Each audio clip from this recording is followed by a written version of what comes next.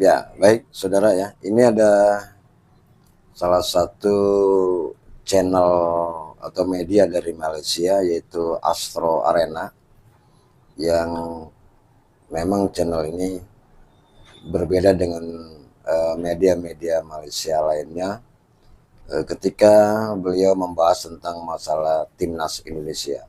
Kita melihat ya cuma satu dari media Malaysia yaitu Astro Arena inilah yang selalu memberikan hal-hal positif baik itu untuk timnas Indonesia maupun timnas Malaysia.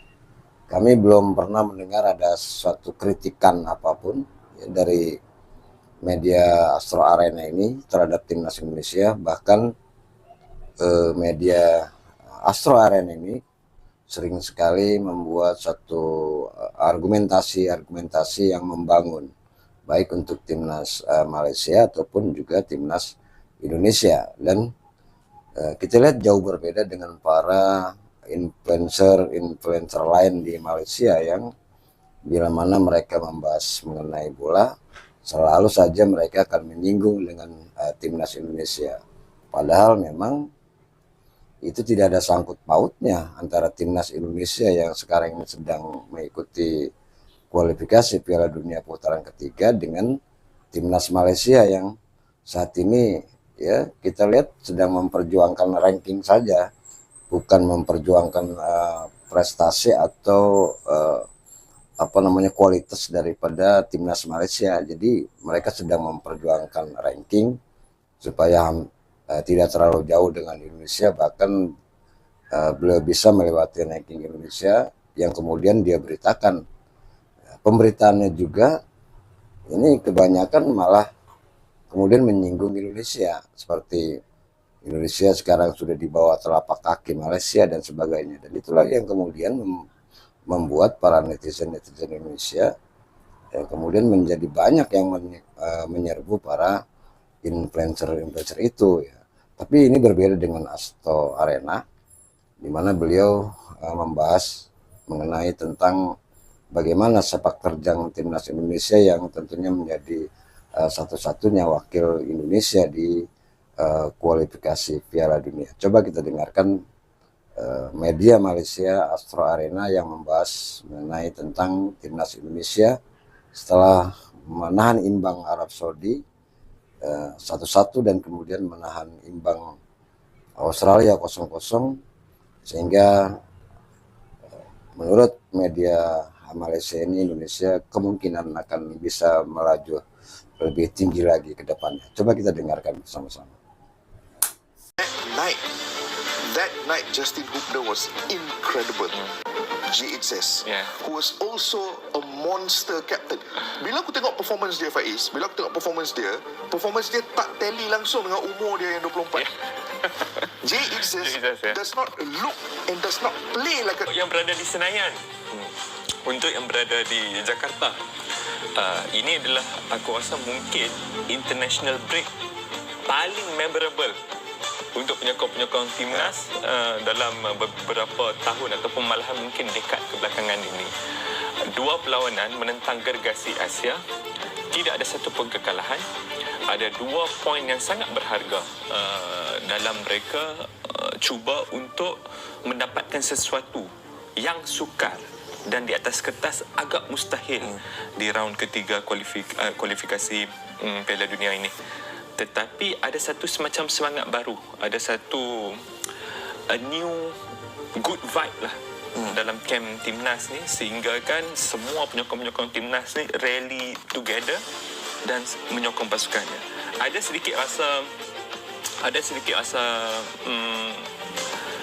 yang mereka tidak menjangkakan bahawa perkara itu akan berlaku, terutamanya perlawanan pertama ketika menentang Arab Saudi itu.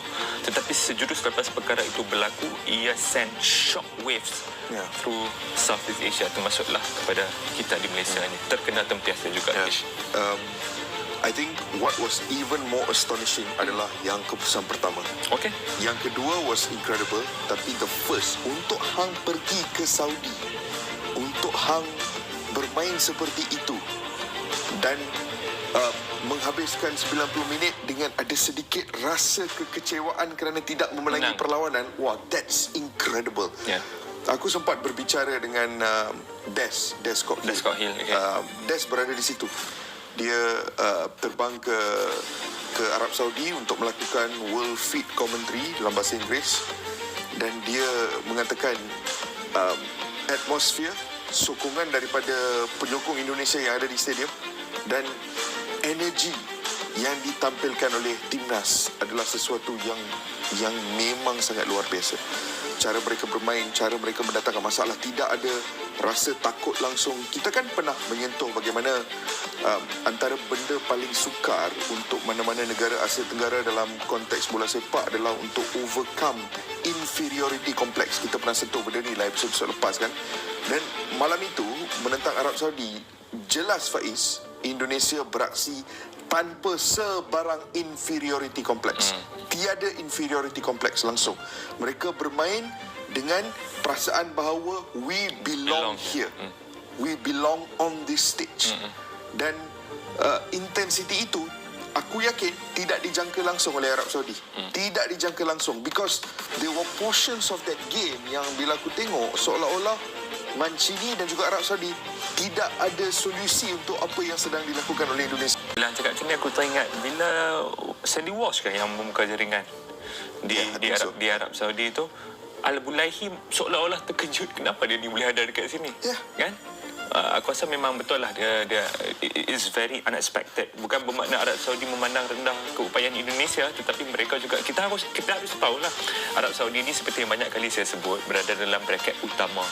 Mungkin mereka menewaskan Argentina, Faiz. Mereka menewaskan Argentina di Piala Dunia.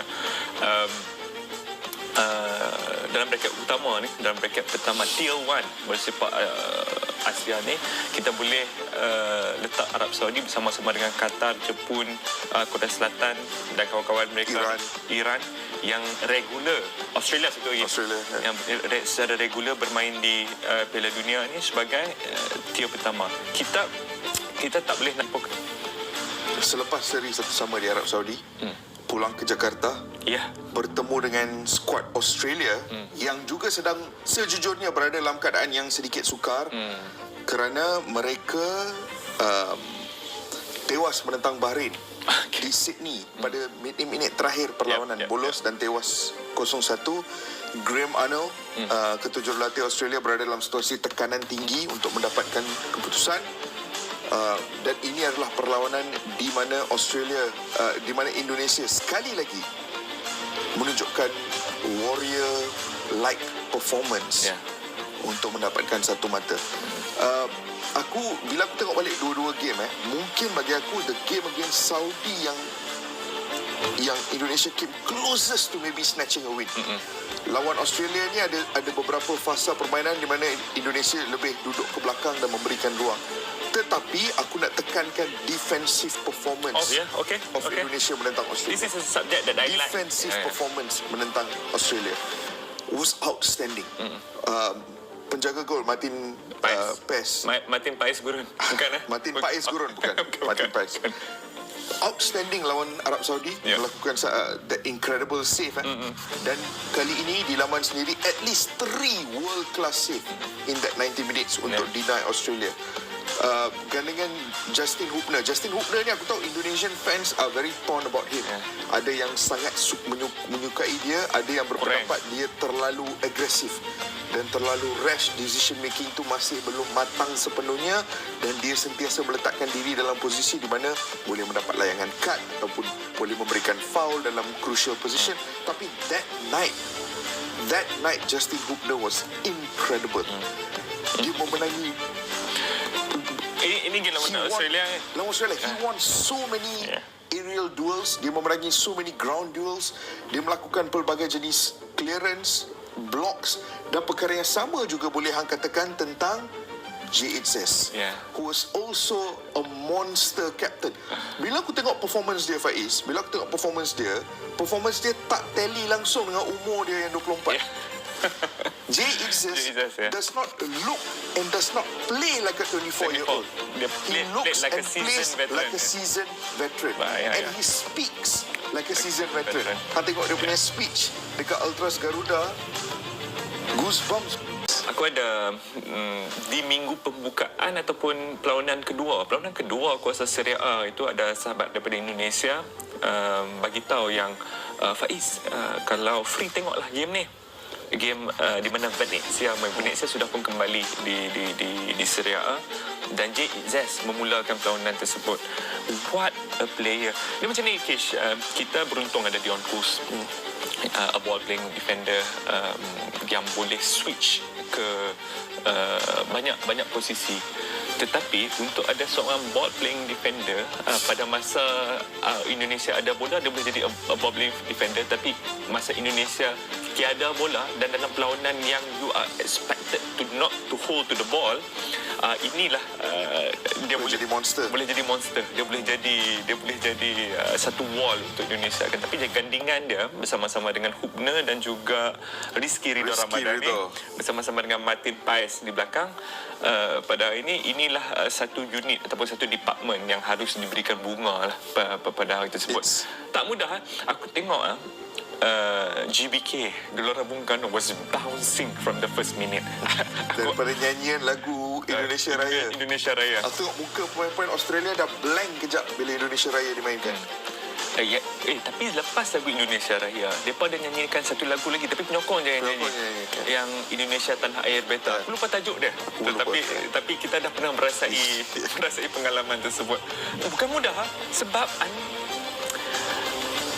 kebanyakan pemain ni tak ada 10 cap pun lagi dengan pasukan kebangsaan. No, it's not just that, Faiz. Hang sedang bermain lawan pasukan Australia yang mana centre back Harry Sutar yang bermain untuk Sheffield United. Hang ada winger yang bermain untuk striker yang bermain untuk Middlesbrough. Ada Captain St. Pauli di sana? Captain St. Pauli yang bermain di Bundesliga, Jackson Irvine. Hang ada centre back lain yang kesemuanya are European based except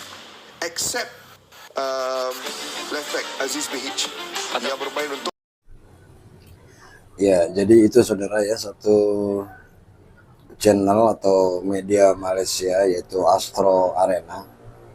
Dan dari sekian banyak media-media Malaysia tentang pemberitaannya mengenai sepak bola, baru Astro Arena lah yang saya nilai mempunyai suatu pemikiran positif ke depan.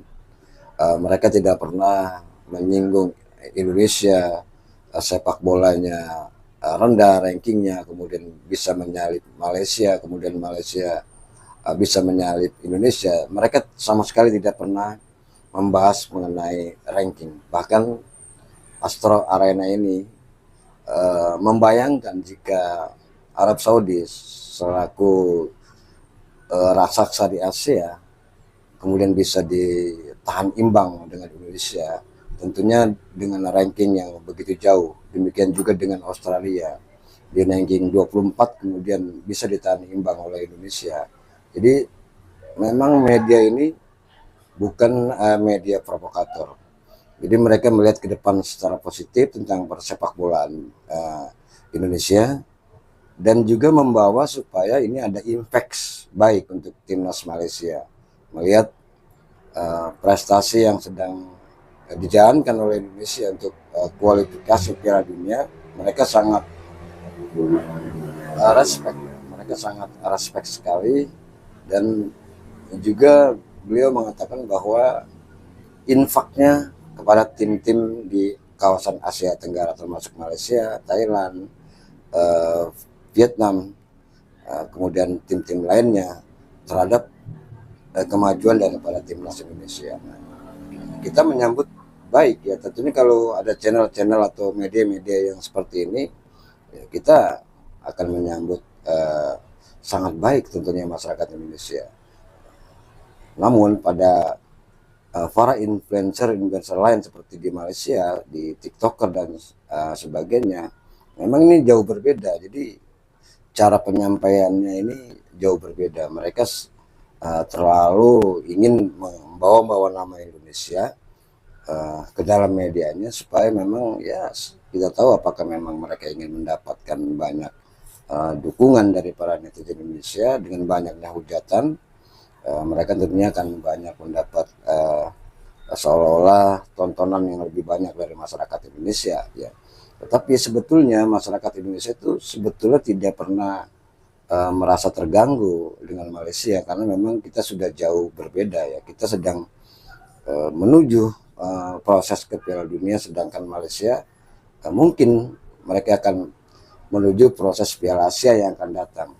Namun ini tidak bisa kita samakan antara Piala Dunia dengan Piala Asia, dan alhamdulillah bahwa Indonesia adalah satu-satunya tim yang sudah masuk ke dalam fase Piala Dunia. Jadi kalau memang ada media-media luar yang positif seperti halnya dengan Astro Arena ini, ya kita boleh mendukung mereka, karena sepanjang apa yang dia tayangkan, dia tidak pernah menyinggung tentang kejelekan-kejelekan Indonesia, dan justru mereka memberikan nilai positif karena Indonesia adalah salah satunya negara ASEAN yang bisa mewakili ASEAN di kancah Piala Dunia.